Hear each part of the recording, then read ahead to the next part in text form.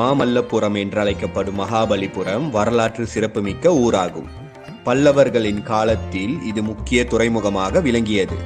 இங்குள்ள குடைவரை கோயில்களும் சிற்பங்களும் பார்ப்பதற்கு மிகவும் அழகாகவும் அதிசயமாகவும் காணப்படுகின்றன. மாமல்லபுரம் என்ற இந்த பழைய துறைமுகத்தை 7ஆம் நூற்றாண்டில் பல்லவ பேரரசர் மகேந்திரவர்மன் உருவாக்கினார். முதலாம் நரசிம்மவர்ம மாமல்லன் நினைவாக இக்கடற்கரை நகரம் மாமல்லபுரம் என்று அழைக்கப்பட்டது. இதுவே இப்பொழுது மருவி மகாபலிபுரம் என்று அழைக்கப்படுகிறது.